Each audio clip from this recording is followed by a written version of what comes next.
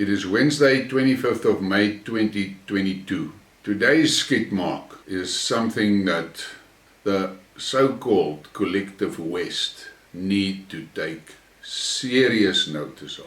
Right from the beginning of the Ukraine adventure, it was quite clear that the Americans were behind everything there. They had an agenda, and their mission was to fight a proxy war with Russia. The European Commission jumped in without blinking an eye and committed the whole of the EU to this insanity. For a person with common sense, it was quite obvious that Ukraine don't have a chance in hell to win a war with Russia. But the guys in Brussels, let's be quite honest, more girls than guys, were totally committed to allow the US to push them wherever the US wanted them to go. And they were going there without raising questions, without a single thought of the total disaster that is on the horizon. They committed the whole of the EU to this fiasco. The initial shock and awe commercial sanctions was, as Biden put it, to create economic disaster in Russia and to promote a regime change and get rid of Putin. Now, we all know how that worked out. Today, the ruble is the best performing currency in the world. And the ruble is now trading regularly under 60 per US dollar. So that plan failed. But it happened so that the European economy is trashed. It is a disaster. Inflation over the top. Fuel and energy prices over the top. Food scarcities.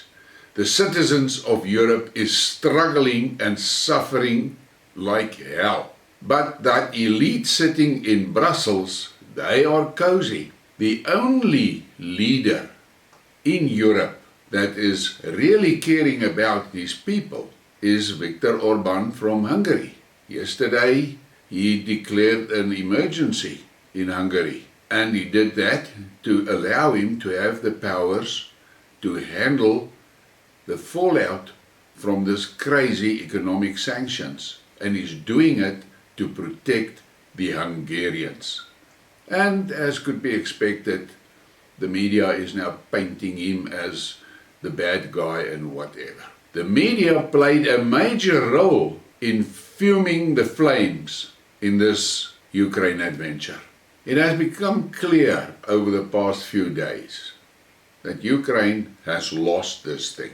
And their losing streak is not over yet. The $40 billion that Biden gave Ukraine, to me, that is sort of a divorce settlement. And when I said it, a lot of people were on my case about it. But it is a divorce settlement, because as soon as that was finalized, Biden was off to Japan, and he's now there in the South Pacific prodding the dragon. This morning, there was an article in the Global Times that sums up America's attitude and conduct in all these proxy wars that they are involved in. And I'm going to read a few snippets from it.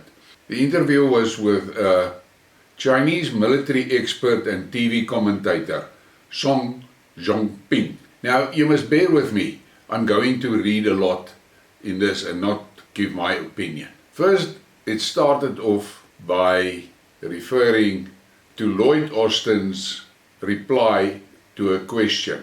This is Ukraine's fight. It is not the US's fight. This is how US Secretary of Defense Lloyd Austin answered on the Russia-Ukraine war at a press conference on Monday. At the end of the day, what end state looks like will be defined by the Ukrainians and not by us. Now, any person that paid attention to this Ukraine thing and followed it would find this statement extremely dishonest and disturbing. Experts told the Global Times Ukraine is in a relative passive situation on the battlefield. According to the Chinese military expert and TV commentator Song Jongping, Russian troops' victory in Mariupol is a major turning point. The US is watching closely and anxiously the development of the war, as the situation is favoring Russia, he noted. Austin's remarks appear to respect the Ukrainian people's right to determine their own destiny in the war. But these words imply the attitude that Washington has been holding since the beginning of the military conflict. It is trying to avoid direct involvement in the war as much as possible. The US is trying to portray the conflict as a war between Russia and Ukraine so that it can take itself out of as much as possible, said Zhang Chenggun, Deputy Director of the Department for Asia-Pacific Studies at the China Institute of International Studies. Washington is not ready to confront Moscow head-on, so what Austin tries to highlight is to avoid sending a wrong signal to Russia that may trigger a larger conflict between the two. Song said Austin's remark demonstrated the US is attempting to pass the buck. That is, if the Ukrainian troops lose the war, it has nothing to do with the US. Such a shameless statement means the country can abandon its allies and partners at any time it wants. Now, me as a South African, we've had first experience with this in the Angolan war. The US goaded our military people on to take on the Russians and the Cubans in Angola. And when we reached the Angolan capital city, the US abandoned the South African forces. That is how they operate. In this ongoing war, the US or NATO is using Ukraine as its proxy against Russia. When the proxy is in an unfavorable state, the US starts to keep its distance from it. Once it fails to accomplish its goals, the proxy will be abandoned like a piece of waste paper. And that is exactly what they do. They do it everywhere where they go. By stating the Ukraine crisis is a matter for the Ukrainians and the Russians, the Biden administration also refuses to acknowledge that his country is very much behind the creation of the crisis. But since the US and its core Western allies have already chosen to fully support Ukraine diplomatically and provide it with arms and financial aid, it is clear that they have already taken one side. If they want to stay out of this matter, they should have done so in the first place. It is quite absurd for them to act as if the war has nothing to do with them. In fact, the US and the West definitely have an idea of what the end state looks like. They want Russia to be heavily defeated by Ukraine with their assistance. To make this come true, the US and NATO have put Ukraine, which is neither a US ally nor a NATO member, in a position where it has to continue to fight, even if it means fighting Russia to the last Ukrainian, even if the country and its people are already covered with wounds and scars. Austin's statement must have dealt a direct blow to those who support Taiwan independence. Because it turns out, if you are a pawn in the US, you will end up being cannon fodder. For the US, nothing can override its own interests. Now, this article is very disturbing, but people should read it. And I will provide a link in the description of this video to that. The other thing that is interesting on Twitter, where I found this article, when you click on the link, Twitter warns you that you're going to a Chinese media site. Now, when Twitter warns you about these things, that is exactly the reason why you must go, because they are trying to hide the truth from the people. And I am absolutely angry this morning, because we knew this is the way this thing was going. What is on the other side of this coin? Those idiots in Brussels have committed the whole European population to this fiasco. And the population, is paying for it today, and the Americans are going to walk away. Europe needs to wake up, and they must take note of this. They must not go around Europe and start prodding the bear Poland is next in line. Poland is making sounds and noises to get involved in Ukraine. If they do that, the Russians are going to hit them, and they're going to hit them hard. And Poland must not think the US will come to its aid. The US will not get involved with a direct fight with Russia. They will not. What this Ukraine expedition has told them and showed them clearly, NATO and the US is not ready for a one-on-one war with Russia. They will lose. But let's think about the people in Ukraine now.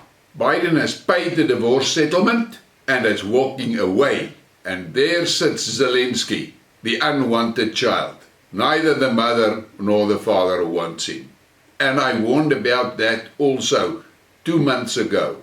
Zelensky will wake up one morning and find himself to be irrelevant. It's actually more serious than that.